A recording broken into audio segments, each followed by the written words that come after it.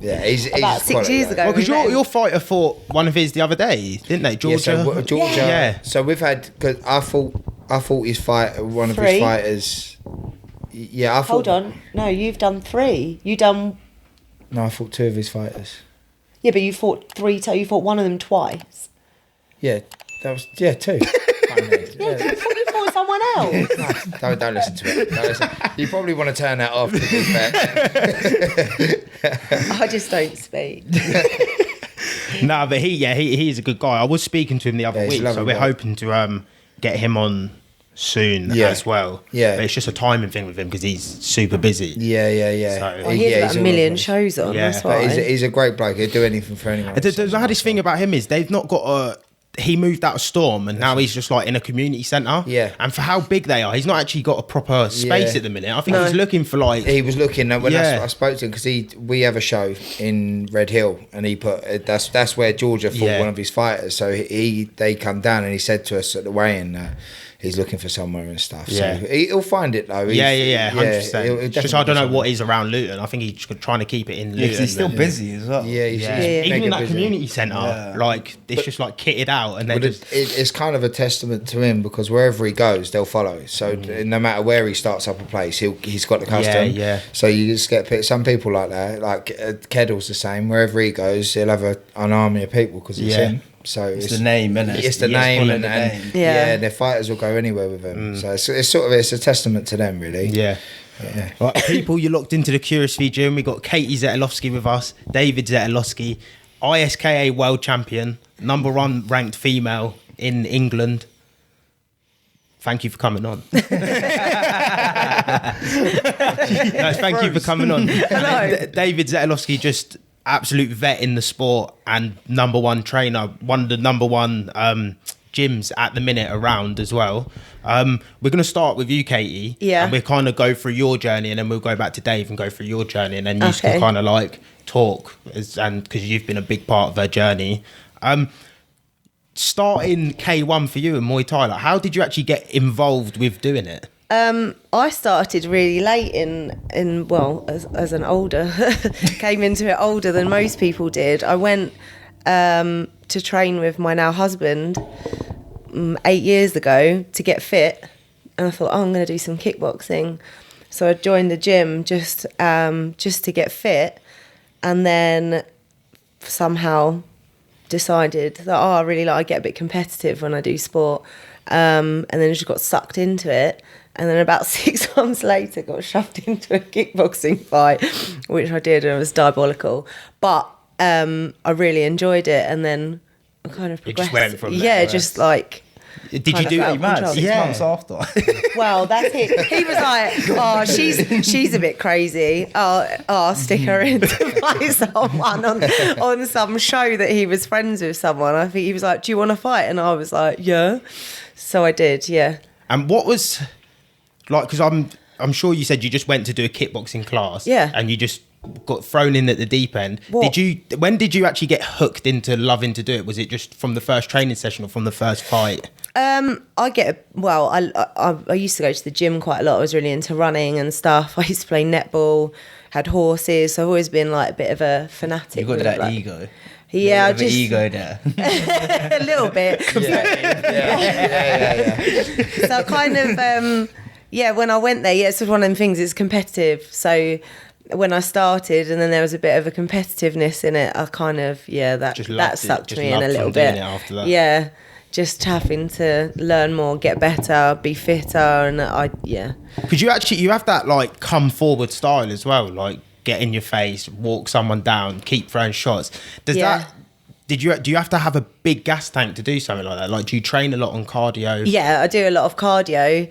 I don't know. I've always trained with him, so I don't know. That's just always what has been drilled into me. I think when I first started training, even when I first started fighting, there was only like him and probably a couple of other people in the gym, and they fought pro. So it was like train with them.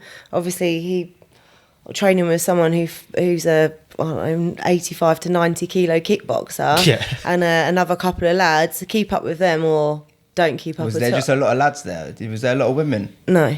So Well, I just trained with him and a couple of our friends, basically, and that was it. Was like get on and I don't know. That I suppose coming in as an amateur, I didn't realise that you didn't have to train like the pros did. So that was all I ever knew. Yeah. Did the boys used to take it easy on you or anything though? Would they just?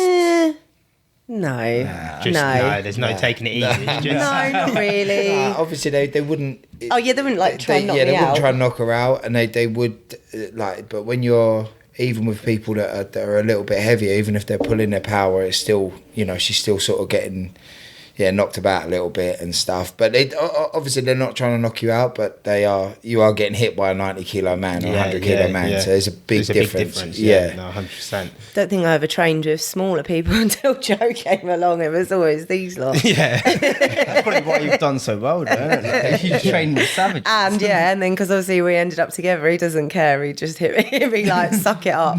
In the gym. Disclaimer, not outside the gym. No, I was like, yeah, that's what he'd keep it until he was really annoyed at me. And then he'd be like, right, sparring? With you now being together, did that ever come in between you fighting, like the relationship? Or would you get heated in training or anything like that?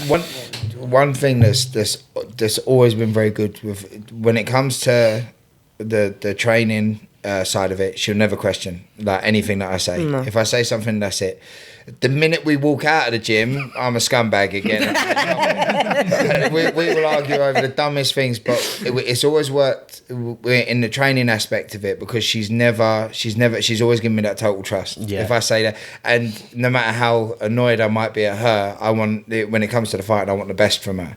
So I'm never going to say anything that could potentially be damaging, and she's never going to not listen to what I'm saying to her and stuff. So in that side of it, it's never got in the way of her actual career. I think because you've taught me from scratch, I never when it comes to fighting and training, my ego was down here. I had to listen to you. Obviously when we get home I wear the trousers, that's a different story.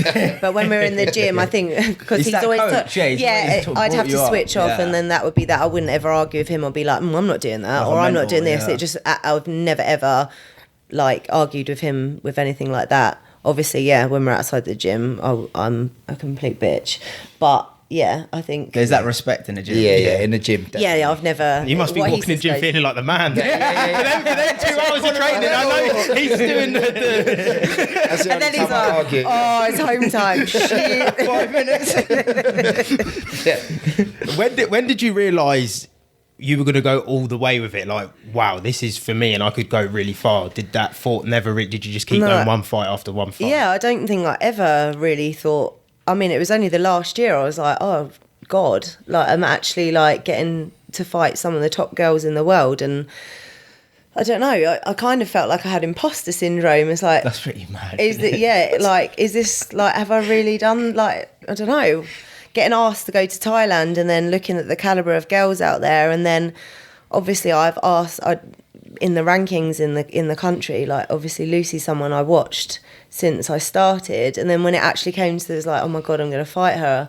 Even when I walked out, I think he went to me just as I was walking out. He was like, stop looking like that, sort your life out. And I was looking at her walking out like, oh shit.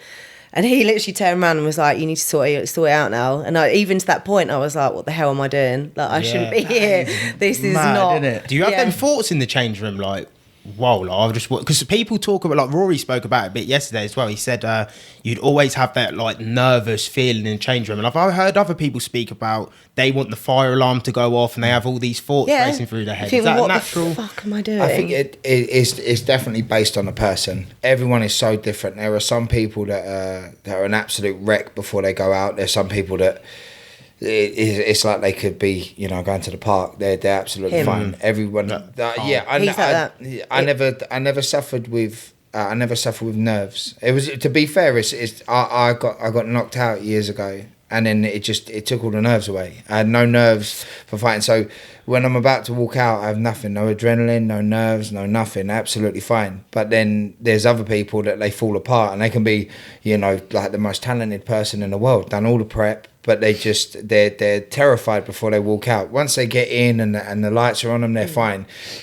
Everyone is different. Everyone deals with them situations differently. And I think this, like a big job on the part of the coach to figure out how it is. Some people like to be laughed and joked about, you know, they like having a laugh. Some people need it to be quiet and serious. Some people need, you know, to be these pep talks that get them focused. And it is just, for a coach, you need to work out how they respond to it and what they respond to. And then, you know, as a fighter, kind of being almost honest with yourself and honest with your coach. If you're nervous, say you're nervous. If you're feeling like that, then tell them. If you've got a good corner team, they'll get you out of that slump. You know, as long as you trust the people around you, they'll get you out of it. So I think every case is different. Every person's different. Yeah, I'm always terrified. Are you? Yeah, I get really bad nerves. To be fair, I thought that when I was in there filming, I thought you looked quite nervous just before you walked out. But I didn't, because obviously we were so new, I didn't know who was the favourite, who had the belt, who had this. I was kind of just like, oh, they've got a lot of fans. This might be like a good fight. But then when I watched it, I thought you were like the favourite. Like champion sort of like at the time. And then I was like but then I was in Lucy's corner and everyone was there. I was like, I don't really know what's going on right now. I was like with this camera just like, I don't know what's going on. No, I was the underdog. But then obviously, like, it was in my hometown, so maybe you might have thought, oh, like, I don't know how many people she brought down and stuff, because obviously she's from Birmingham, so I don't know. But yeah, no, How do you think you performed in the fight? I was quite pleased with how I did, obviously, because I got the win. I had I worked on for ages, like Dave came up with a game plan of like how to fight her, because she's so obviously so different. She's really tall, really rangy. She's really good. So I had to like proper follow instruction as what I was going to, here to work out how I was going to fight her, to make sure if I just stood on the outside and tried to outscore her, that wasn't going to work. She's like so experienced and stuff. She would have played her game. So yeah, I had to do as I was told, really. And I was really happy. I think it worked out. Did what I was meant to do. Yeah. Definitely. Are you a person who sticks to game plans? Some people say they just go out there and the game plan kind of goes out the window and they just start. Are you quite aware when you're in these situations? Yeah, I think so. To be fair, I think I do quite the same thing most of the times when I fight. That time I did have to work on a lot of different stuff. I had to fight her at close range, something I'm not used to.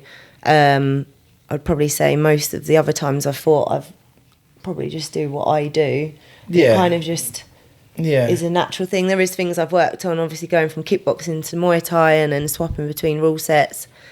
Clinch wasn't something I was ever really good at, like in the beginning, and that's something that I would say that I've worked on and probably is one of my stronger attributes now. So you kind of adapt and learn. You ever get confused with the rules when you're switching fights? Yeah, I thought kickboxing and get told off or something, for clinching. Going to clinch. There's a couple of the fighters. I only ever fought K1, so I never really had that. But sometimes, you kind of have to change what you're doing, like for coaching wise, depending on what they're doing. But going back to that, what you said with the game plan, I often find some people that you can tell them something once and they'll walk out and they'll do it and they're no problem. But most of the time I find that it's what you drill. If you've got something that you want them to do, you have to drill it until it's second nature. You know, it's harder when someone takes like a last minute fight because you haven't got time to do that. But you want them to be able, it sounds a bit weird, but almost think as little as possible. They just do what works naturally. So you have to make what comes naturally, stuck into their head. So the drilling over constantly, it's so monotonous. It's boring. You know, you're drilling the same things over and over again, and it's quite hard. You're teaching classes. You want everyone to kind of enjoy it, but the fighters, they just need to drill over and over and over again. You haven't got time to think. So when you get kicked in the face and you have to clinch up quickly, you haven't got time to think, well, I need to clinch. I'm just straight. So that's what we try and do when there's something that I want one of the fighters to do. we do it until they can't think about anything else. You know, that's in their head, and that's what they're doing, and that's what we did with Katie, with the Lucy fight, without, you know, saying it in the nicest possible way. Technique wise, this is going to sound horrible, but No. Lucy is better than Katie, technique-wise. But that's just one of the attributes. There's so many attributes that go with it. I know that Katie was stronger. Her gas tank's ridiculous the way she trains. So there's no point me saying, right, we'll try and out-Thai box her. That doesn't make any sense. Stand on the outside and do what she's doing, but try and do it better. That's not what she does. So it's coming up with a way that she can do what she does and make it work. And technique's just an attribute. Your strength, your power, your speed, your gas tank, all of them, you know, the factors come into it and stuff. And it's just working out which factors to use against which opponent, and then that hopefully, you know, sometimes it goes all out the window. You drill something for months, they walk out and they freeze up, and it happens. It's you know, it's kind of 50-50 whether they're going to do it or not. Yeah, but yeah, that's what you do drills that I was drilling like sweep and then catch someone's leg, punch him in the face. Yeah, still it's still sometimes. And like sweep, no, I still punched him in the face. It didn't happen. Yeah. That again, that can happen. But yeah, Would you say that was one of your hardest fights? Yeah. Yeah. Yeah, Or have you had hard technically, I don't know. I would have said like my most enduring fight was Nicola Bark, just because of the pace of the fight was just hardcore. She hit like a truck, and my nose got broken, and I still had to bite down and carry on. Because the commentators were making it out like she didn't hit that hard. Because you were just like walking through every shot, boom, boom, boom. I literally was concussed for about 2 weeks. There was a couple of times she got hit, and I thought, she come back. She's like, I'm all right. Yeah. You're sweet. No, I came back to you, and when you told me she doesn't hit hard, and you went, okay, in you go, don't take a step back, and I was next round. Oh god, no, she did hit really hard. Yeah, I don't know, managed to poker face it. But that's a credit to you though, because she's been training from a kid. She was doing Burmese boxing from young, so she's been training her whole life, and same with Lucy Payne. She's been and you've been doing it for 8 years, 9 years, and you're getting in there and mixing it with like the elite level fighters. I mean, that was probably the first time I was ever like my tough, like put on a fight that was tough, and I knew I had a lot of pressure, and I knew who she was, and it was like, oh god, this is like a step up, and I felt a lot of pressure for that. So it was the first time I had that intense pressure. And then obviously Lucy, obviously when I was in Thailand, there was a couple of girls that I was like, oh god, because I knew who they were as well, and I was obviously in a different kind of setting. I didn't have him. That was a lot of pressure as well. But did you do any training out in Thailand? I did out there for a while. I was only out there for about 5 days before I fought. Yeah, so I didn't get to do proper training. So I did some with some of the guys that are from the gym. Yeah.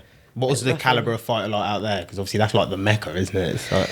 Yeah, but obviously I fought girls that are from different countries. So Vic was from Australia, Georgina was from... big out there, Thai girls. Are they... Big, like, big, popular? Yeah, popular Thai girl fighting. It's not... there's a few that I could... A lot of the girls that are out there are from different countries, and they go live out there, train and fight.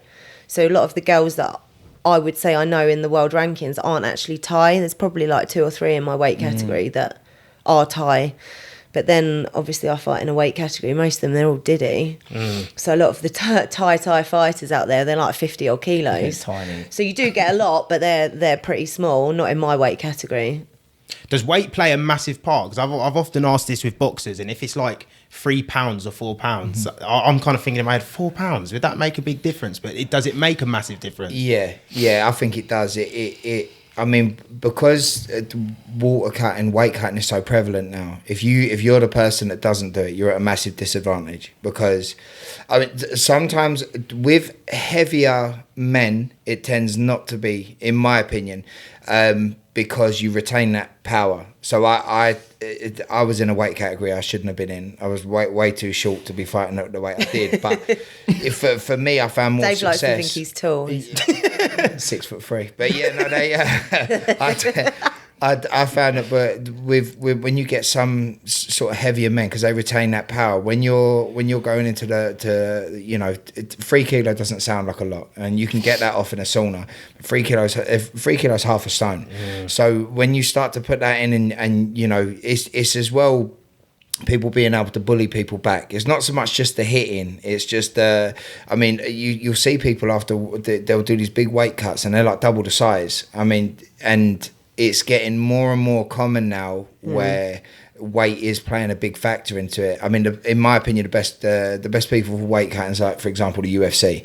They've got it down to a fine art. And if you look at the difference in fighters from weigh-in day to fight day, it does make a massive difference. When you're trying to move someone who's, you know, a stone and a half heavier than you, it does make a big difference, you know. Do you tell your fighters, like, do you make them sit at a certain weight, or do you advise them not to cut as much? Like, I sort of say it's on you. It's on you. If you want to do a horrible weight cut, then do a horrible weight cut. If you want to keep your weight down, then keep your weight down.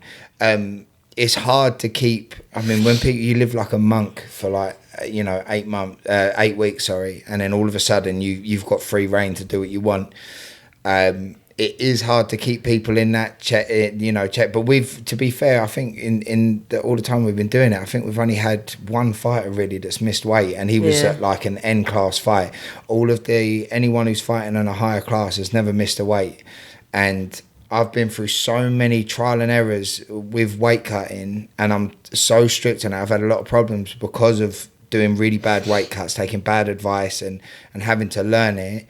And because I've learned it better, it applies for them. So I help all of them with their weight cuts. You've made the mistakes for them. I've made the mistakes for them, and I've ended up with, you know, health. You've done problems. some horrible weight cuts. Yeah, I used to fight 84 kilo, and I walk around at probably about 105 kilo.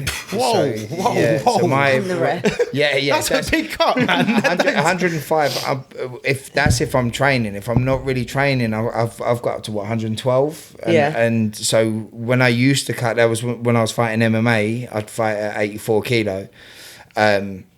And then I found so much more success. I went up to the next. I started fighting at 90 kilo, like a catch weight. Yeah, but even that's a massive cut. And even that was a big cut. But I used to do it all in, like, I would do so much weight, sort of 6-7 kilo within the last couple of weeks, and it made me ill. And because of it, I won't let any of our junior fighters, I will not have them doing any weight cuts. They get their weight down naturally, or they can do all that when they're older. That's fine.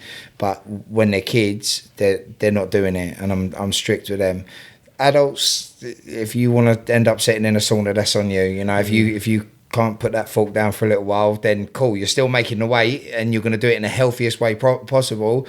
But I can't tell you when you walk out of the gym if you want to go and sit down and have McDonald's. Does it have a massive impact on their fight though? If they're cutting a lot of weight, if you see it. Yeah. So if they're not cutting properly, but again, if they make the mistake and they gas out in their fight, then we know that you've done that wrong, and we have to go back and do it properly. Yeah, but you can weight cut like a substantial amount of weight if you do it properly. And this is one thing that I've, again, learning to do it properly, where I used to do these long drawn out weight cuts that would be over the course of like 4 or 5 days.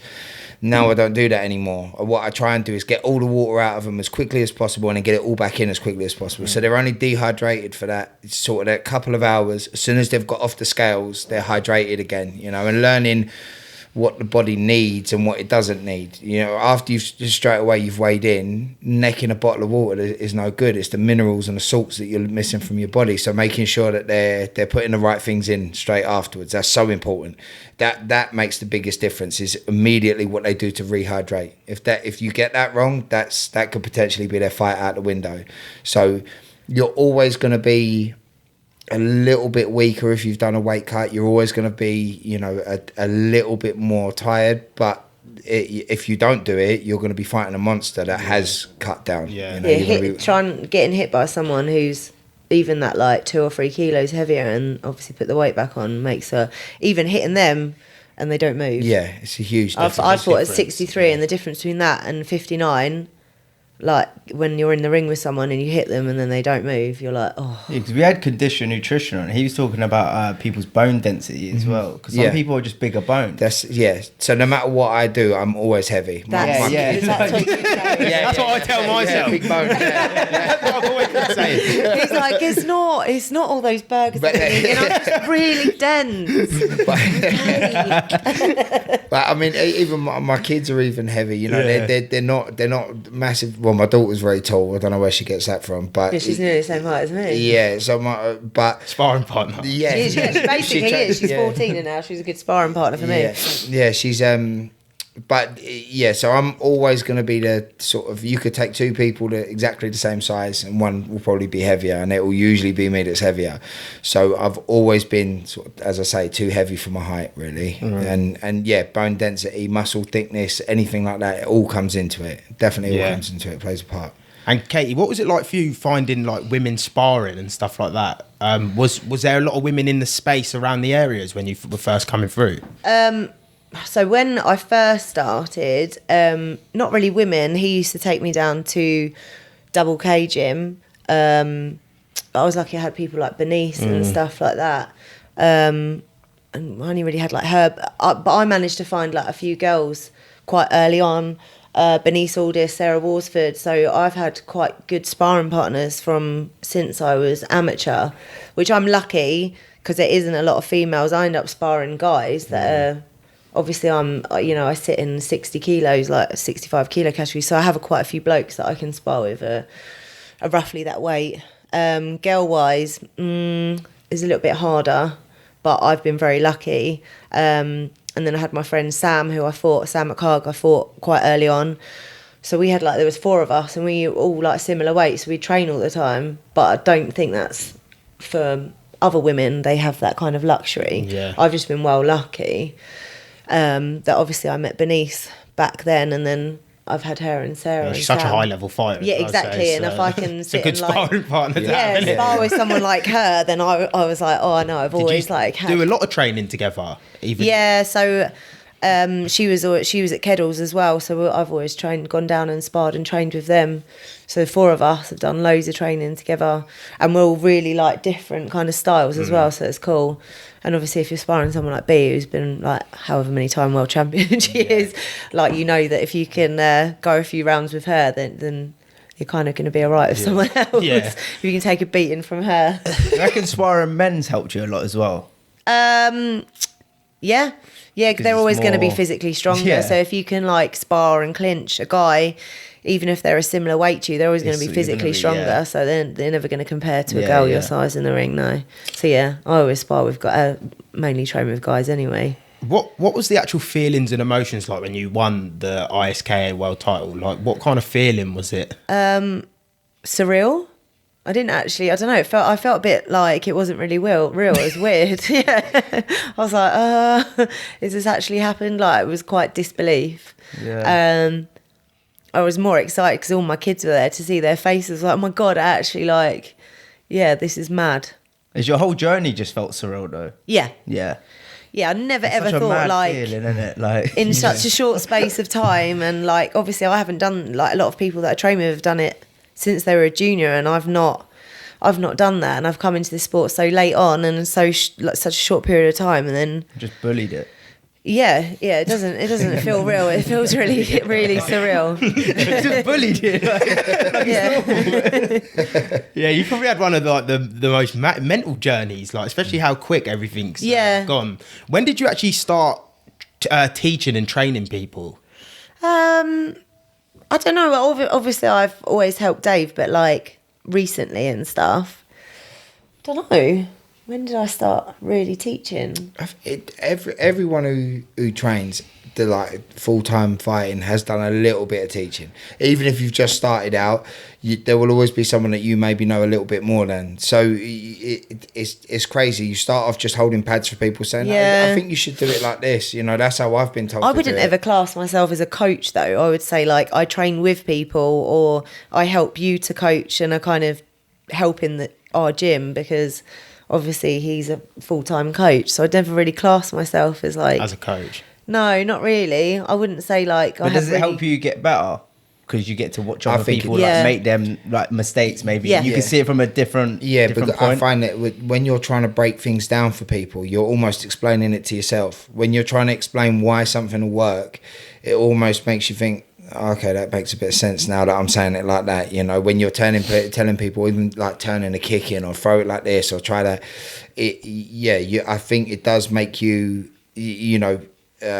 make you a better fighter, or and as you coaching is something else that you learn it along the way. You know, it's not something even the best coaches in the world, they didn't wake up great coaches. They've had to learn and again, trial and error, you know, telling someone to throw a kick in a certain way and it might go a bit wrong. Okay, what am I doing wrong? How can I fix it? How can I adjust it? And then, I think it makes you better. Just being in amongst the sport, you're going to pick things up. You can't not. I feel like I correct people and I think, oh shit, I don't actually even do that myself. Or maybe I should actually teach myself to do that. Or you'll notice something and think, so are you a big believer of hard work beats talent? Yeah. Yeah. Yeah. I would say, someone, what do I always say? Hard work beats talent if talent doesn't work hard. Mm-hmm. Yeah. If you can work harder than someone else, and if someone else is better than you, but they're not working hard, there's other things that you can do to beat them. Yeah. Like I always know I'm going to be fitter, I'm going to be stronger. There are things I can work on. I can't accumulate extra years of experience, but if I can work on the things that I can change the way that I'm never going to be outgassed by someone. There's no way. I have control over that. Like no one else has control. I have control over that, and there's no way someone's going to outgas me. I can work on my strength. I'm quite a physically strong person, but I can make myself stronger. I can make myself faster. I can make myself fitter, and I can work with what I've got. And if I work harder, then I've always got a chance. How do you actually build up a big gas tank? Is it sprints? Is it long runs? Is it just conditioned over the years? I mean, I've always been someone who runs a lot. So people who say, I don't run, that's rubbish. I run all the time. Like run is like your baseline fitness. And then I do okay, Dave doesn't run. You don't No,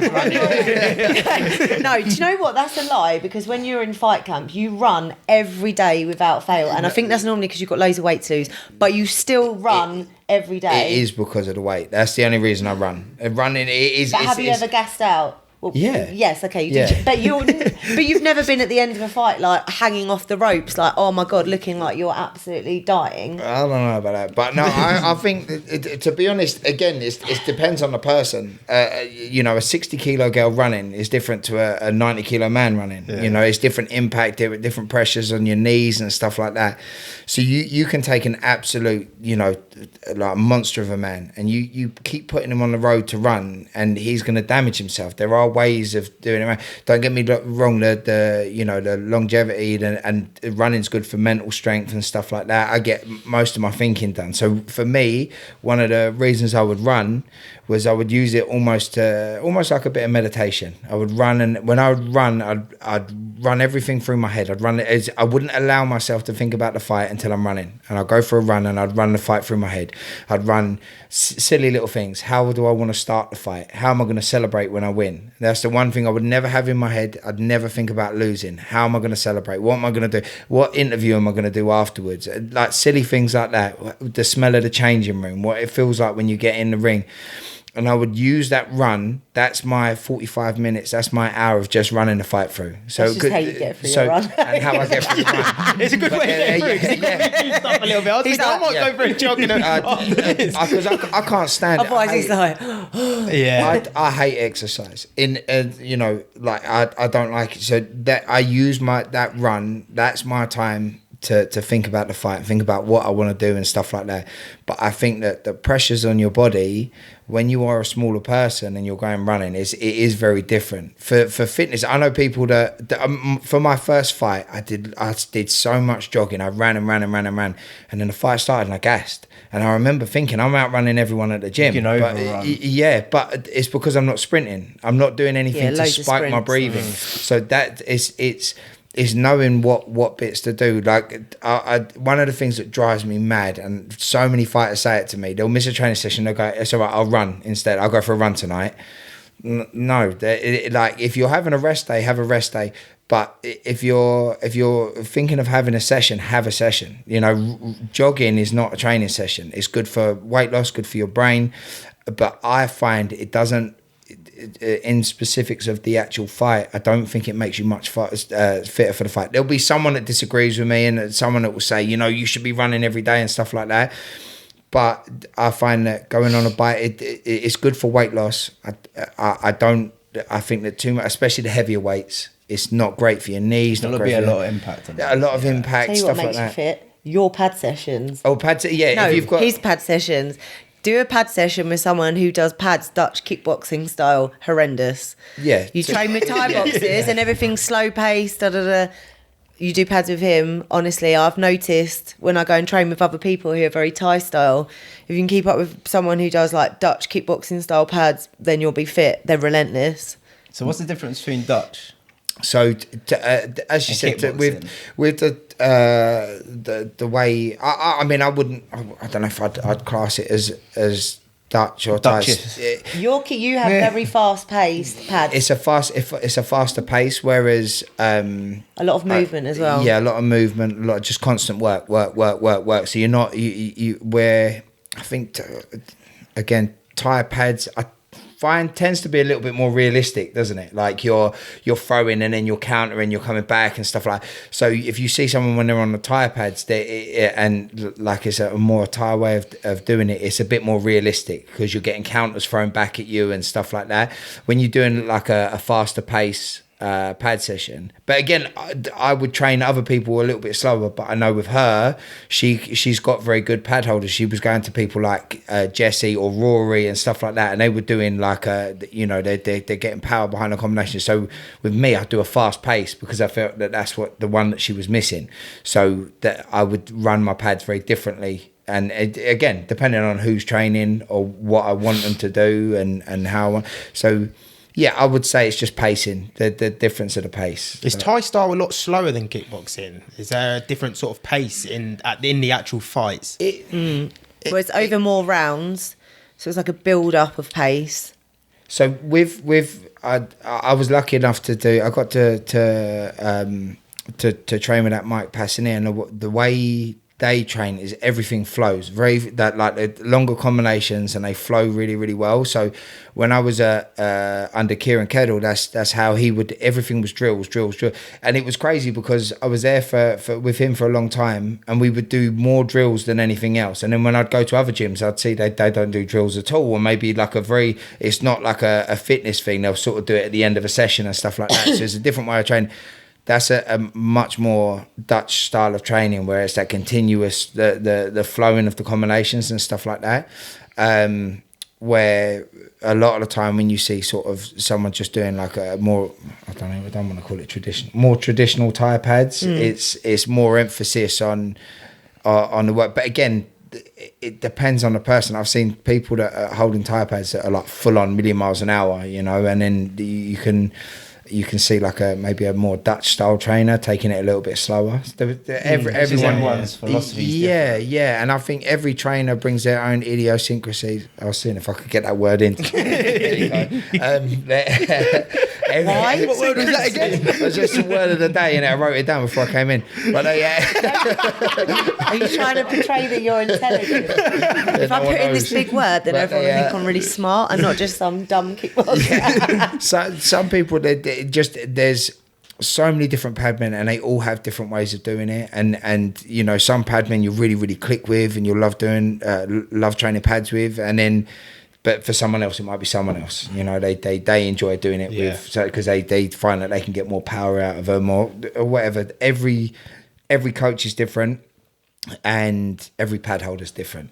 Do you think it's important then for your fighters in your stable to go out and get training with other camps and other pad people? Yeah, hugely important. People are, especially in boxing, they look at it as a bit like, whoa, that's kind of my fighter. I don't like it. Which I completely get that. It is a loyalty thing, and some places are very much like everything that you do all your training under one roof, and I completely get that. And they're high class gyms that have that sort of that ethic. And some places are like train wherever you want, and then kind of bring them skills back to you, back to the gym. I was always like that. I always floated around to different gyms because I found out I had a boxing coach at one place. I would go down to, like, for example, Lumpini. There's a pad. One of the trainers down there, Alan Sawyer, one of the best padmen I've ever been with. Like, he's wicked. So I used to go and do a pad session there, and then I would go and do my kickboxing down at Double K, and I would put it all together. There's some people, they like to be under one roof, getting everything done there, and it works for them, and it really does. So for me, for my fighters, I will tell them go and spar elsewhere, especially a lot of sparring. Yeah, spar wherever you want. If you want to do, I trust my training enough and the team enough that if you're going to go elsewhere, you're going to come back. It doesn't bother me, and you're not insecure. I'm not insecure with it. But then there's some places it's not insecurity. They just want their fighters under one roof. You're helping build the rest of the team. So there's benefits in it. You know, you're here making everyone else better. We're all growing together. And there's other places. Go and learn tricks and bring them back to the gym. And there's benefits in both of them. Personally, so I've never been a coach that's like, right, you've got to stay here. But I completely get the ones that do. Yeah. And this is a question for both of you as well. What's it like having your kids fighting? Like, is that something you really recommend for parents to do? Like, send their kids to... If you've got good nerves. The most nerve-wracking thing, having your kids in the ring. But I think it's huge. Yeah. Maybe not so much fighting, but martial arts, I think, is one of the most important things, especially for young boys. I think that we're...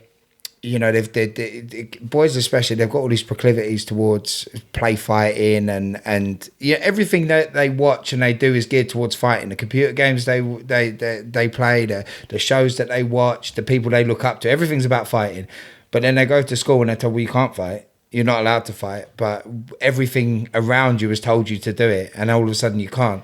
So they go somewhere and they're allowed to do it, but they're done in it a disciplined way. Disciplined, controlled way. And I think that the difference, there would be so much less bullying, so many less fights, so much less knife crime, in my opinion, because a lot of stuff like that is done through fear. I know before I started fighting, I would be nervous of someone, and that would kind of, in my head, I'm like, I've got to prove I'm not scared of this person. Now, if I walk away from a fight, I know that my wife doesn't think I'm scared. My kids don't think I'm scared. If I wanted to, I could hurt this person. But I don't want to. I'm going to walk away because I don't really want to spend the night in the cells. I don't really want to get, stabbed or. So it kind of gives you that mental strength to be able to walk away with knowing that you're not scared, knowing you could do something if you wanted to, but you're not going to. And I think especially for young boys, helps men control their emotions. 100%. You see such a change in some kids. Some kids it brings them out of themselves, and some kids it does the other way. It teaches them how tough they're not. Yeah. And that's more important, I think, is to learn that. You got some, sort of... You ain't a Mike Tyson. Yeah. Some of the hardest people that fight are like the geekiest people you'd ever meet, and you're like, wow. When I started fighting, I realised how lucky I was that I haven't had my head kicked in, because there's someone who looks like that, they should be working in a library, and then they'll kick the life out of you. Yeah. They're tough people, and you realise I've got away with this so far, and I think that's always what I say to the kids. Martial arts teaches you how tough you're not. And I think that's a hugely important thing, especially and also for young keeping boys. them off the streets and working and in a gym and training and with a group of kids, like doing a sport instead of and something they really want to focus on, keeping them out of trouble. Like, you can't really... having pride in something. I mean, pride's almost become a bit of a word that people don't really want to use now. But I think, if you're proud of yourself, proud of your community, proud of your teammates, proud to be part of your team, you're going to be less likely to sort of bring something bad to that community, that gym, that team. You don't want that. You want to show how reputable you can be, how much of a good person you can be. And I think that's so important. For young boys, young girls as well. But I think that it should be one of them things that's mandatory. I've said to all of my kids, I think it's massively important. So to all of the kids, you don't have to fight. You don't want to fight? You don't have to fight. Yeah, you can do whatever you want to do. You pick a sport, but whatever sport you pick, you give it 110%. Don't care what it is. You be a break dancer for all I care. I don't care. You do whatever you want, but you do it 110%. And to be fair, other than my eldest who's doing their GCSEs at the minute, they've all stuck to that, and they're all doing really well. The boys are into football. He's had a couple of fights, but he's sort of like, he's getting ready for him again. But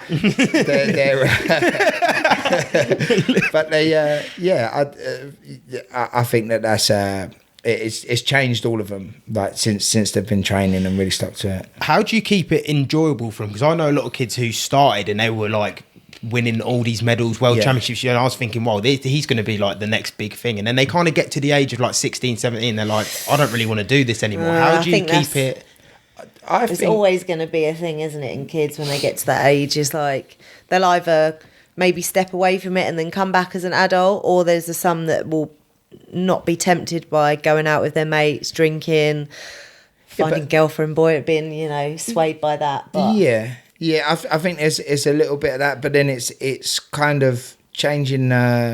If they've been, nose to the grind, they've just been fighting and stuff like that. Perhaps they don't want to fight for a little while, but they can still be involved in it. Maybe they can help teach some of the younger kids. They can keep their foot in the door without walking away. I think it's kind of like when you put them in a choice of you're either fighting or nothing, then they'll go, well, nothing. So, okay, don't want to fight? Cool. Be here, help the other people, still be part of the team, still be part of this community. And, like my daughter, my eldest, again, she had one fight against the media and she lost. And she had another fight recently, which she won. And she was kind of, I don't really want to fight, but she'll go with Joe to like a show and do the like interview, stuff like that. So she's still got that foot in the door. She's still part of that community. She helps teach the kids. She comes and corners them and stuff. So maybe like, I don't know, in however long's time, I think she'll dip back to it again. But she's not stepped away far enough for her to be like, oh, do you know what? Actually, yeah, I do want to come back to it. She's still involved in. Yeah, she's involved in that community. Yes. Where sometimes people take it a bit too hard. Yeah. And they're just like, oh, and then just leave it. I want to be out. Yeah, I want to be out. Where they should just learn to enjoy it. Yeah, and it's. But I don't think there should be pressure on it. But yeah, I think that is down kids. to the parent though as well. To be fair, I think it's good parenting to like have that release, because as soon as you push something on kids, you're like, whoa, you told me to do it, I'm not doing it. I definitely think there's a fine line between pressure and encouragement. And once you go, there's we're very lucky. The parents that we've got down at the kids' class, they're brilliant. They take the kids everywhere. You're driving up to Manchester, coming. They're always in there, but they're all encouraging, and they're good people, and you can see it when the kids are kind of having one of their moments. I don't want to do this. I've been hurt. My leg's hurting. Something like that. You can see we're very lucky, and the parents that we've got are like, okay, chill out. We'll be back next week, and that's it. And they keep them at it. They don't let them walk away from it, which is good. I think I find it more stressful with I can't even teach my own kids. What is the emotions like when they're actually going and fighting for you? Oh, it's horrendous. It's worse than when you fight yourself. Yeah. I can't cope. I've got to the point now, especially with mine and stuff. I think we have to, depending on which kid it is. I mean, his eldest, my stepdaughter, not the eldest, the second eldest. She's the one who. She's really, really talented, but like we've had it where she's fought and then he switches into dad mode and he's flipped his lid, and now we've had to be like, right, when Cassie fights, you shut up because you make her, and she gets upset, but she's super talented, and I'm like, yeah, you need to shut up now. Like, you can't speak when she's in the corner. And then, because he turns into dad. Yeah, but then I've had my little boy, my youngest, and he fought on a tournament, and he went, I don't want to do this halfway through. And I was like, I started raging, and then he's had to switch and gone, no, right, and had to deal with it. So there's a mixture of emotions, and it's hard. It's hard, yeah. It's such a hard thing to coach, like, a young kid as well in anything, like you said about him saying halfway through, I don't want to do it. How do you get over something like that? Oh, I had to walk away. He was like looking at me. No, honestly, I started raging, and he said my face just turned, and I was like, what do you mean you want to get out like that? Yeah. Like, no, you're not getting out. Like, what are you getting there? And he was like pushing me like, right, you go away and I'm going to deal with this. Yeah, it is hard. Like, as she said, a couple of times I've had to kind of tell myself, like, I find it most of the time it's easy I can detach myself with her. Like, I'm coaching and stuff like that. When it's your kids, you naturally get emotionally invested. There's someone hurting your child. So nice that you're detached when it's me being hurt, isn't it? Right. She's all right. She can handle herself. Oh yeah, when I went on the floor like half knocked out, and he's like, oh yeah, sorry, that is my. You're right. Cheering the other girl on. But with the kids, it's so much. It is very hard, and to be fair, no one likes to admit when they're wrong, but I have been there was one of Cassie's fights where I was completely in the wrong. I coached it wrong, got too emotionally invested. I'm shouting and screaming, and she didn't need that. She needed me and his other daughter were just like, oh no. And after the fight, once everything was said and done, I went and apologized to her because I got that wrong. I messed that up. She needed a calming voice and she didn't get one. And the next time he went, I gave him the eye, and he went. Yeah, so then the next time, and I learned from that, and she hasn't lost since. So it was my fault for being too emotionally invested, and it's the same. My older, because we've got 6 kids between us, so and they've got their foot in martial arts. Just one savage family.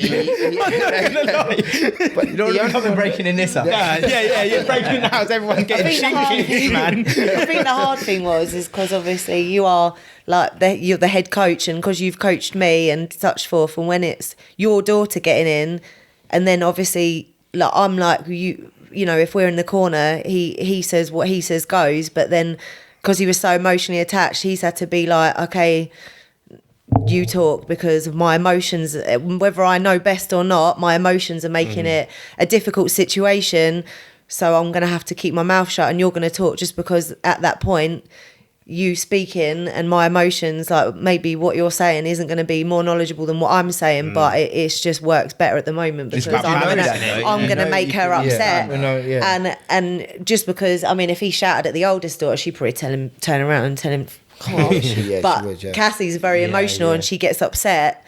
Kaylee probably turn around and punch you in the face and tell you to shut up, but she wouldn't. She just melts and starts crying because, like, to her, she just wants her dad to be proud of her, and him shouting at her makes her whole world fall apart at that point. But that's probably, it's living and learning those lessons. I was gonna say, does that make you better parents? Because you can. I don't know about that. It seems like you're doing all right. I wouldn't mind being Katie Zetolofsky. My kids will tell you no.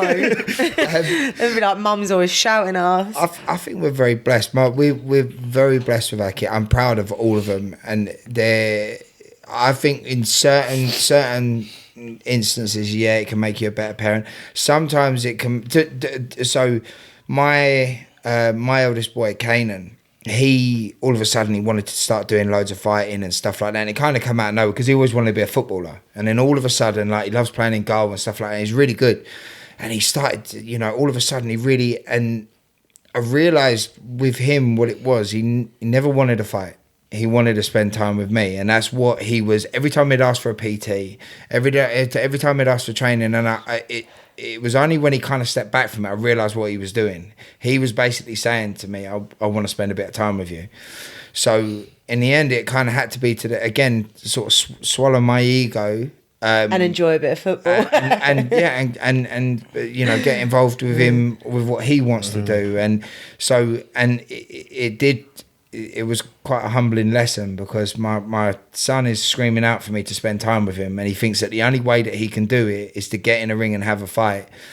And then so I've come away from that, and I'm like, okay, you're prepared to go that far to get my attention. Well, I'm prepared to give you my attention without you having to do that. So now he talks to me about, I don't know a thing about football. Now Dave has to pretend. There's a lot of parents that just like be oblivious to that. So now he has to sit there and be like, okay, I'm going to sit there and know who plays for Chelsea. He has no idea. And I've had to learn that. So, and again, I think it is an ego thing. They're my kids, so they've got to fight, and we're kind of living through them a little bit. But it was a very, very humbling thing to look at it and be like, you know what, I'm sorry. This is my fault. You're not doing nothing wrong. It's my fault. And it's made me make the effort more. So in respect to stuff like that, I think it has made me a little bit of a better parent. Yeah. But then I also feel a bit guilty because, like, with Cassie, when she fights, I feel like she has this. Feels she has to do well because that's her dad, and everyone's like, oh, he's some tough kickboxer who used to knock people out, and she's like, who thinks that, I've got it's like set the tone. And even when you like, I watched one of her fight back, the one where she had commentary, and it was all like, oh, father date, they look at her, she's taking after her dad, and I kind of think she's like, oh, have I got to live up to, and I'm like, no, just do you. Be your own journey. Yeah. And then sometimes you think, oh, I feel a bit bad because she's got more talent than I've ever had, and I don't want her to think that she has to live under someone else's spotlight and like live up to something. And it's like I want her to do her thing rather than think she has to. Probably a lot of pressure for her as well. Yeah. To be fair, at the same time. Yeah. She after, because she was the one that when I was because the kids, they all sort of lived with me for quite a while, so I had the three and my three older ones.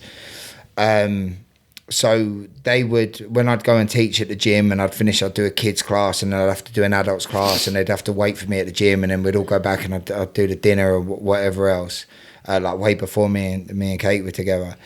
And the other two, Hayley and Kanan, was too young to know what was going on. Hayley would just be sitting with her mates, but Cassie'd still be on the bag. She'd still be hitting and stuff like that. And I used to watch her. She'd sort of take herself away. She'd still be training. So her fight meant the most to me because she's the one that's been trying for so long. This is what she wants to do. And same thing, she's quite heavy, like no fat on her, but she's very heavy, but she's just very the one who's nearly the same height as me already. Yeah, so it was quite hard to get. So she fought her first fight up at on Raw on the Knowlesy show, and that's the one that I got a little bit too emotionally invested. I remember the first thing that she came over and said was, "Dad, I didn't do it." And it straight away it crushed me, because I'm like, I'm all I'm thinking about is the win. I'm just thinking about her winning. That's dumb. She's got in and done it, and against someone who was like so much more experienced on her home show, on a massive show that like she's never been in that environment before. Yeah, it's quite daunting. Oh, definitely scary. Especially she's like very she's quite shy. She gets quite anxious anyway, even in like social environments anyway, and we were just like, oh well, Cassie's really good, she'll be fine, like this is what she's done her whole life, and didn't really think. And the pressure, I just think it was too much pressure, and I forgot to make sure she was enjoying it, and I didn't, and I was so scared afterwards, because like, have I ruined this for her? Have I tarnished it by me being over the top and making it all about the win? And I haven't let her enjoy it, and after that. And as she said, she went up to do a tournament in Manchester, and I just made sure she enjoyed it, and she did. And then then she fought on a show up north as well. No pressure. We just went up with like Joe and his little sister, and both the girls just fought on a show. No big like home following and stuff, and it was just about them, and it was fun, and they both smashed it, and it was and she just enjoyed it, and then she won. Just showed her that we choose to do this. No one's got a gun to our head. We do this because we love it, not because we have to. And since she's been working with that ethic, oh God, you don't start going, can I fight on this show? Can I fight now? Can I fight? And I'm like, oh my God, yes. So it brought that back for her, luckily.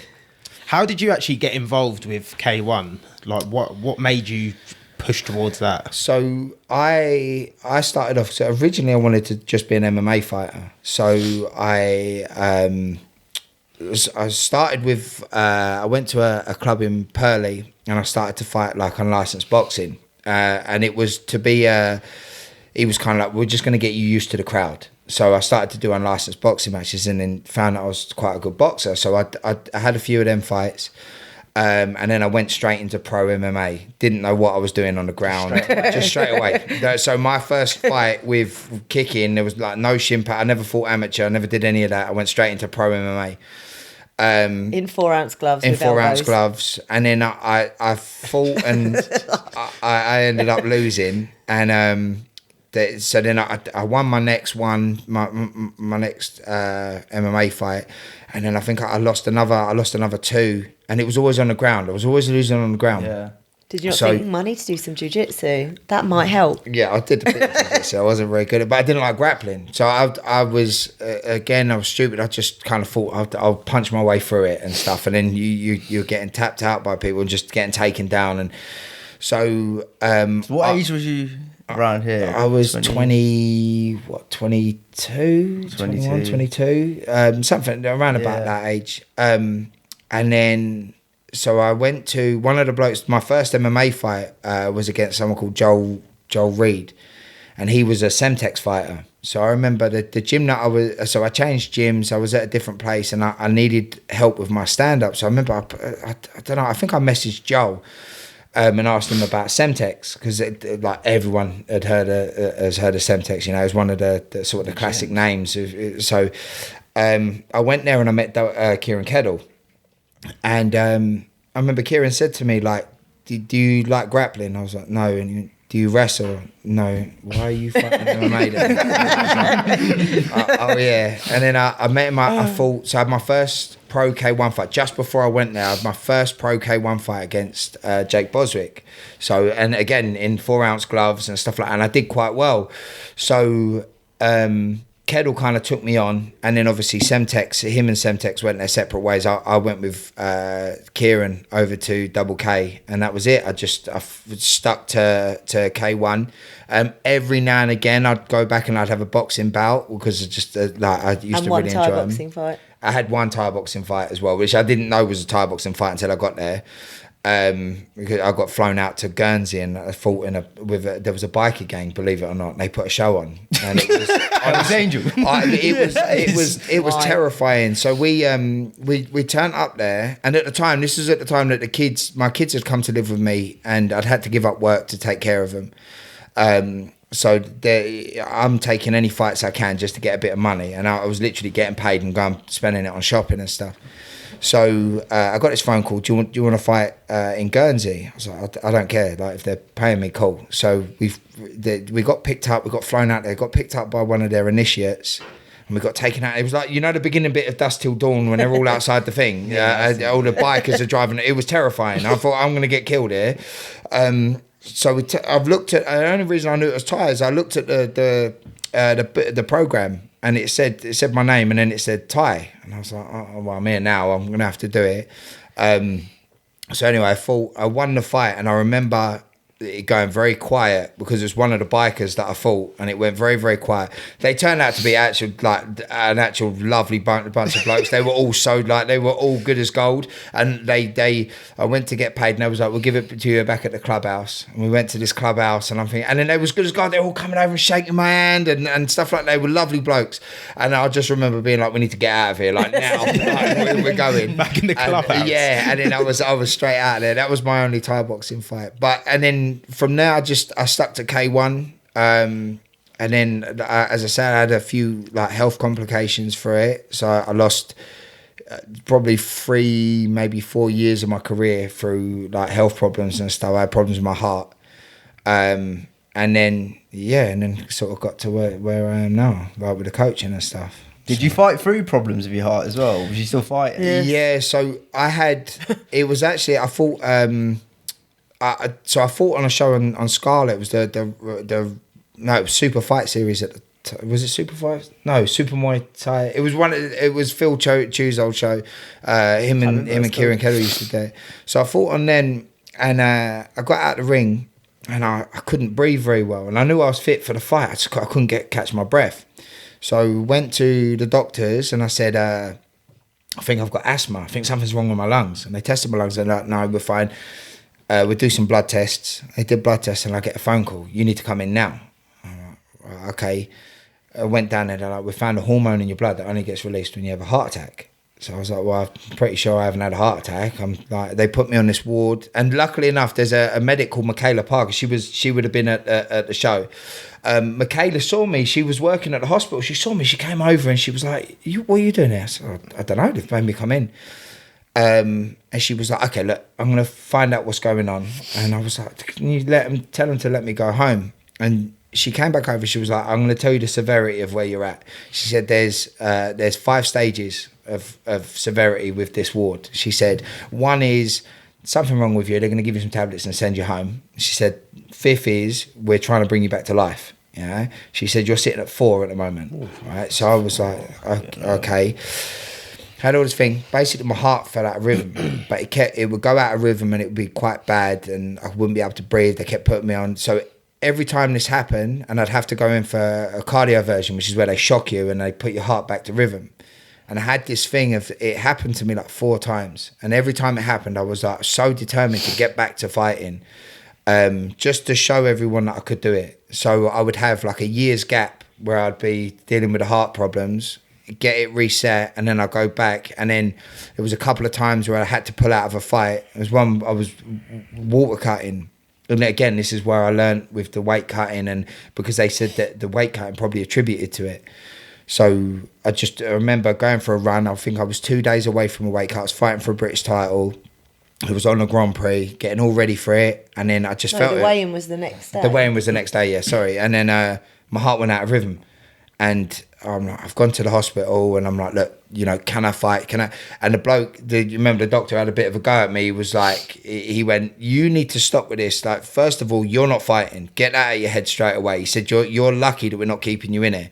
And he kind of told me off a bit, like, you need to grow up. And I was like, okay, all right, I won't fight then. And then, and that was it. And I had to go through that. And then I had an ablation, which is where they burn bits of your heart to try and stop it from happening. And it went again, and I had to have another shock. And it was kind of like my body constantly fighting back against me. So I'd be all right for a couple of years. I'd have a few fights, and then it happened again. I'd go for another year of it. And it was back and forth. And on the last shot, I damaged my shoulder during lockdown. I knew it was bad, but I didn't want to get it MRI'd in case they told me not to fight. So I had that last boxing match, and then straight away when I got MRI'd, they rebuilt my shoulder. The heart thing I could fight through, but the shoulder... I don't even know how you fought through that. I don't know how he fought. No, do you know when he was warming up, I used the whole thing of deep heat on his shoulder, because then they kept going. There was a problem, wasn't there? They were like, 5 more minutes, then warm up. And then he goes to warm up, and he was like, put some more deep heat. I was literally like caking him in this stuff because his shoulder was so bad, you know, and you're thinking... Shoulders are a bad one, even when they like get achy. My God, I was looking at him, you know, when you're like, what are you doing? Need to be rude. And he's like, just keep putting it on, just keep putting it on. And I was like, how is he going to get through this bloody fight? But when they did that, and then obviously Rory on one of the combat fight series, he offered me a fight with Andy Monzola, and me and Andy fought years and years ago, but we clashed heads and ended up cutting me. So it was like a rematch that was kind of waiting to happen, and I jumped back into the training camp. And it's the only time in my whole career where I started to train, and I was like, my body can't take this. I can't do it. I'd have a hard training session. I couldn't work for 2 days because I can't lift my arms. So I was like, and obviously I hold pads for a living. You're so I'm like, I'm not recovering. And I was just like... Took you about 2 weeks to decide, I kept going to send the message and then deleting it and going, do you know what, let me give it one more day. Let me see how it is. And he'd be like, Katie, do you think I should do it? And you know, when I'm like, I know he could go out and I know he could push through, and he could probably like... he would probably go out and win, but then I'm like, what if his shoulder went and then he doesn't, but I don't want to say to him, don't do it, or do it, and then he'd ask me and I'd be like, I don't know, I don't know how you feel, but I didn't want to give him say yes or no either way, because I'm like, I know you would go out and smash it, or something had happened, and then you'd be like, why'd you let me do that? My shoulder was fucked. And I'm like, no. And he'd be like, oh, yeah, no. But then obviously, it was your fault. You told me I could do it, and my shoulder was bad, and you knew it. No, but he'd do a training session, and then he'd literally be like this, and I'd be like, oh, fuck. And just in the end, I kind of got to the stage where I was like, I need to kind of get my ego in check here. What am I even doing this for? I'm doing it because of ego. Because you're bloody minded. Just to show everyone that I can do it. And in the end, I'm like, that's the most stupid reason. And my kids' eating's more important. I need to work, and I need to use my brain. And that fight was literally all for me, all for my ego, all to massage my head and tell me that I'm really good. I don't need to do that no more. I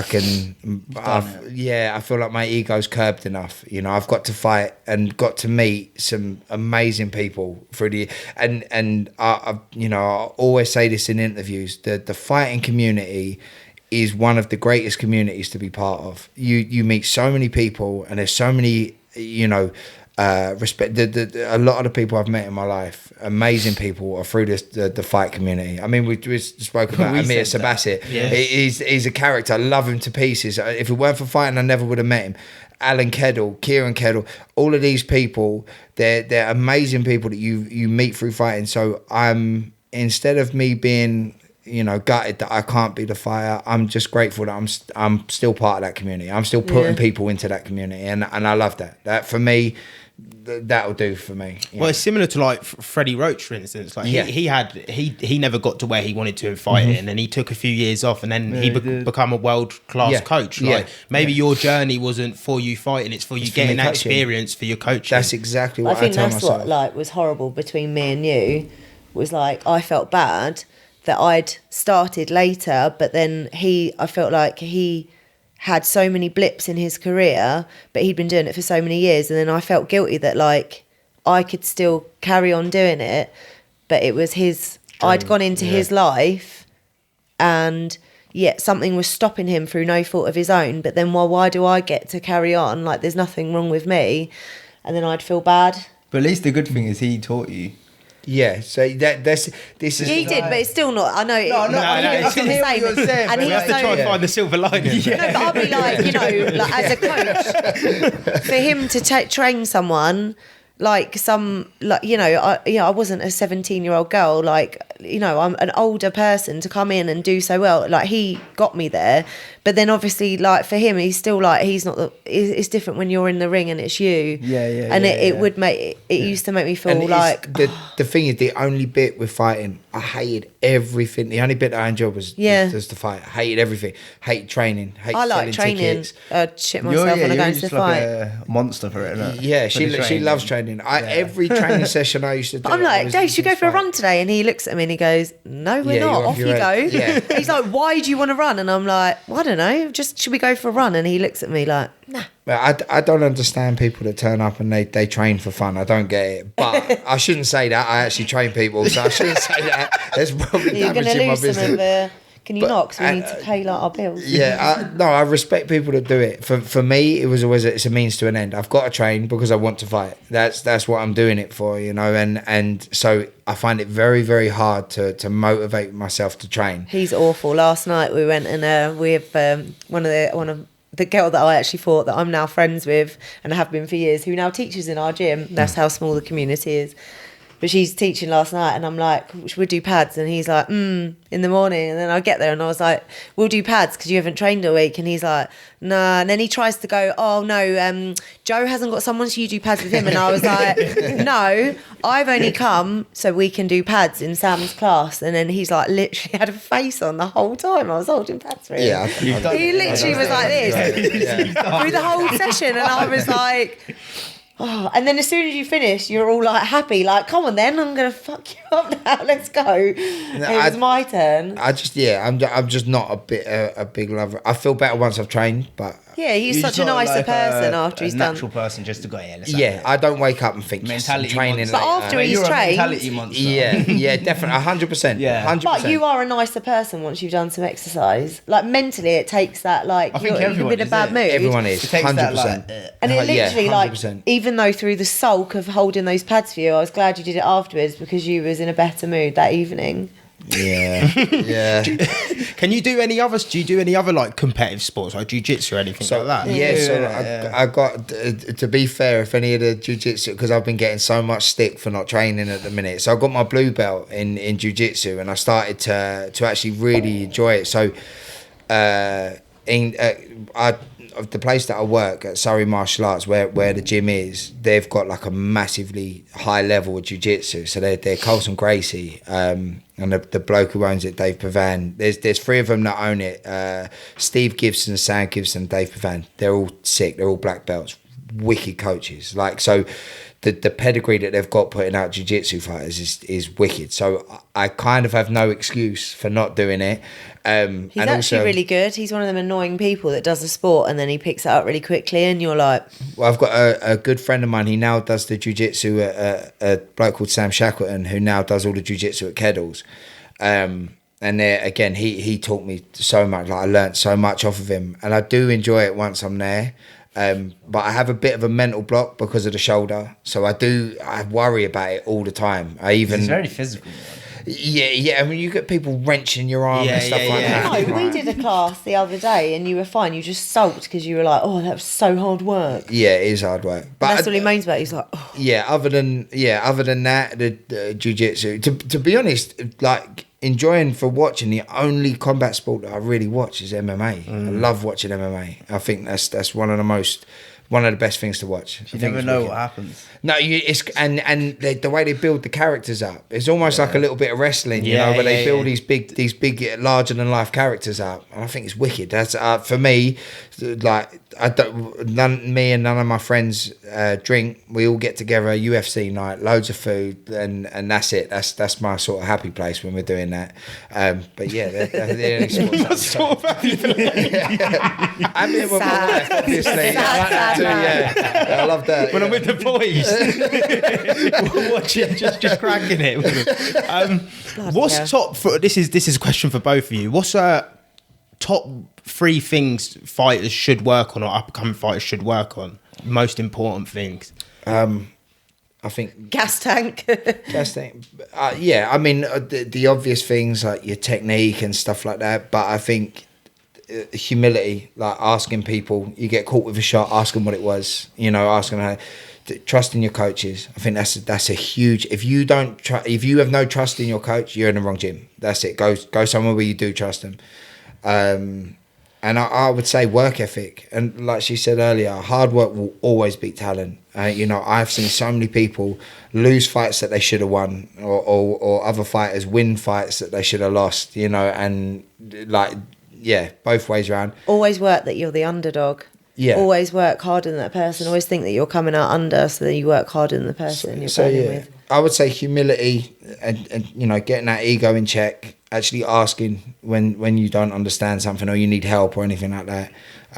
Trusting your coaches and just that work ethic. Get that work ethic, because again, you can have all the talent in the world if you can't do more than a round, it doesn't really matter. You know, so that's what I would say. Yeah. And Katie, what's next for you within fighting? Because we spoke to Rory a bit yesterday, and he said he's maybe told you what do you want to do and stuff like that. What's actually next for you? I mean, I've got to the point now. I've kind of done what I wanted to do. I don't really. There's no one left in the UK for me to fight. I never ever thought I would get to the point where I'd fight Lucy, who was number 1, and. Everyone keeps asking me the same thing, but my kids are fighting now.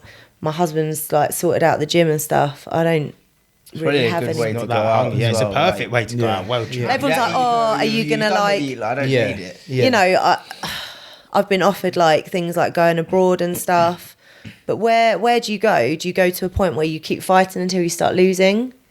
Well, that's what. That's the only road. What's the point? Like, where do you go from there? Like, I couldn't give you one person's name that of someone that I'd be like, I wanted to fight. It was Lucy Payne. And I've done it. Yeah, and I've hit that goal. Yeah. And once you get to that point, like, I'm not going to lie, the drive kind of leaves you. Like, I don't have a drive for... The drive now is seeing other people succeed. And I've given up so much time for away from my family and stuff, for being selfish in the sport that I wanted to do, that I kind of feel like I owe it back to him, I owe it back to the kids.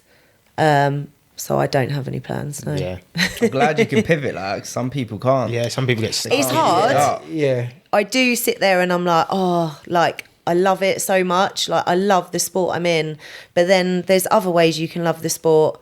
Being in a position where I've been taking juniors out to fight and stuff, the feeling and emotion I get when they win is on par with like when I've done it myself. So there is other ways you can get that feeling and emotion. But to me, I've got to a point where I'm like, I'm so lucky to have got where I've got at the age that I'm at. Like, other than like, I'm not young. I'm not going to be someone who's going to be signed to one championship. I'm not stupid to think that I've got a massive career in doing stuff like that. And I've also not big-headed enough to be like, oh, well, I can't let someone else in my weight category then take over, and like, I don't need to prove myself to other people. And I can appreciate other people that are going to come up and take that limelight, and that, like, that's to them, that's good for them. So she's miserable on a weight cut as well. Doesn't tarnish your name either. I'm not miserable on a weight cut. Yeah, I do miserable. You'll speak to anyone who does martial arts and they love their food. Oh, don't bring my kids into it. Yeah, you're miserable on a weight cut. Hard to do. Pardon? Pardon, Joe. He's the worst person. He's the one who. He's the one who texted me yesterday and was like, "Oh, I've put on 11 kilos." How have you done that, Joe? Oh, okay. What was that about keeping fighters in within their weights during fight camp? Right, he's a Mary and he's We sit there and watch. We sit there and eat together. It's true. But and you've got the 21st Century Promotion as well. Yeah. Is it called 21st Century Promotion? So it's 21st Century Fight Championship. 21st Century Fight Championship. Yeah, the name of the show, and in the gym. See, that's the other thing I'm really enjoying is like, I mean, I watch a lot of Thai boxing. Dave doesn't really do it unless obviously he's watching people, his fighters are fighting. It isn't something that he would sit and watch. Whereas I sit there and I'll watch it. To be fair, I sit there with Joe. Me and Joe are like, oh, have you seen so and so, blah, blah, blah. And I love in like looking at who could fight who and like up and coming fighters, like what like good matchups would be and stuff. So in terms of like our show, I really enjoy the matchmaking process and dealing with. We put on a lot of up and comers, so not like Rory obviously puts on like the big names and the big domestic, big international fights, whereas we kind of look at putting people on that would, you know, if they get to fight on our show, then they're looking to then get noticed for people like Combat Fights or series and stuff. So for me, I'm really enjoying that side of things. Obviously, Dave's training a lot of people at the gym. We're trying to build them up, getting on the shows, getting them recognised. So it just works hand in hand. Yeah. And when we started all this, I said like, you know, we started the show. We're looking for. No, Dave went, I've got a really good idea. Yeah, to be fair, I was sitting opposite where we put the show on. I was like, I think we could do that. And then the same with the gym, and it's my like obviously the 21st Century. The logo itself, that was actually my dad's gym. My dad owned a gym at Crystal Palace. He's a powerlifter. My dad was a powerlifter, so he was like a world-class powerlifter and stuff. And he so I grew up when I was young. I grew up in 21st Century Gym, and that's where the name come from. So it's like a bit of a nod to my dad's gym and stuff. Where does Zetolofsky come from? So what name is this? It's Ukrainian. Ukrainian. Everyone says Joe's laughing. He's going to say he's Polish. So I've got family. So my family, I've got the most mental mix. I've got family that are from Ukraine, but my nan was from the West Indies, and then she married a half Ukrainian man, but she was half West Indian, half Irish. And then it's just that sounds mental. Just a family of like immigrants and stuff like that. So yeah, it's nice because we have a mix of everything. But the name, it's like she got married. Her name was Rand, and now it's a Zetolofsky. So it's so annoying. Yeah, it's just. I had the like simplest surname, and now I'm like, I got to write it out. Every time you go to say it, you're like, do you want me to spell that for you? Yeah. But yeah, Ukraine is originally. And everyone goes, where are you from? I'm like, no, it's not me, it's my husband. Yeah. But is there anything else on the list? Or should we jump into the two final? Yeah, I'm good. Yeah. Two final. So this is the questions we kind of ask everyone now. It's like the two finishers. We'll start with Katie first. How do you want to be remembered? I don't know. Just someone who worked their arse off to get where they were, and just to prove that if you want to do anything and you try hard, you can do it. And yourself, Dave? A great coach, a great dad. I'll be happy with that. Yeah, that's it. Yeah. Good coach, good dad. I'm happy with that. That'll do me. And then your most euphoric moment in your professional career. We normally ask it just in general, but everyone's like, my kids. Yeah. Now I've had to try and switch it into your professional career. So the moment that just sticks out in your head when you think back to your professional career. Mine was probably when I fought Nicola Bark, because it was probably the most nervous I've ever been and the first time I've ever felt pressure, and to come out on top was the most mental feelings. I never ever thought I'd be there. And yourself, Dave? Probably my first fight, I would have said.